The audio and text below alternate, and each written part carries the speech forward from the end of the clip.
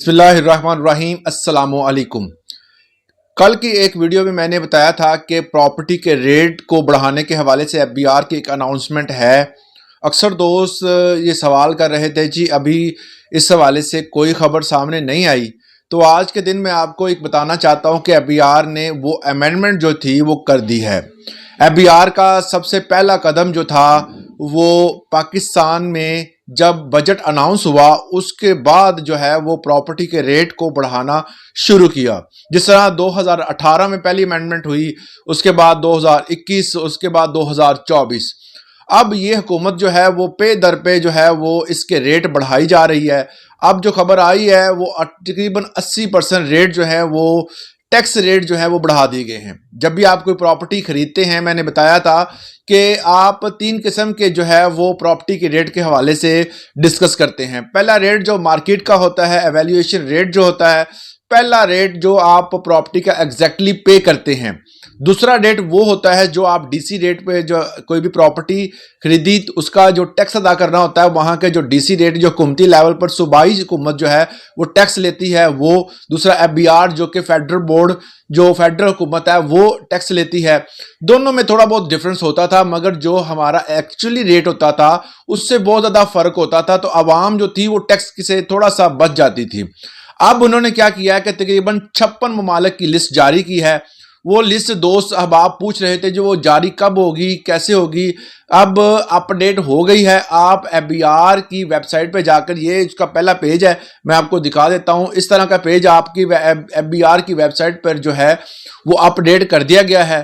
کچھ کے شہروں کے ریٹ جو ہیں وہ 80% بڑھا دیے گئے ہیں اور کچھ کے تھوڑے بڑھائے ہیں، مگر موسٹلی جو بڑے بڑے شہر ہیں جس میں لاہور، اس میں ملتان، اس میں سندھ کے کچھ شہر، کراچی، اس طرح کے جو بڑے بڑے شہر ہیں جو کہ پراپرٹی کے لین دین کے حوالے سے اور دوسرے معاملات میں جس میں بہت بڑی بڑی جو تھی کالونیاں بنائی جاتی تھی، اور ان جگہوں پر جو ہے وہ پراپرٹی کے ریٹ جو ہیں وہ ایکچوئل ریٹ کے برابر ایف بی آر نے کر دیے ہیں۔ اگر آپ 1 کروڑ کی پراپرٹی خریدتے تھے پہلے، تو آپ تقریباً 70 لاکھ تک جو ہے اس کا جو ایف بی آر کا ریٹ ہوتا تھا اس کے مطابق پے کرتے تھے۔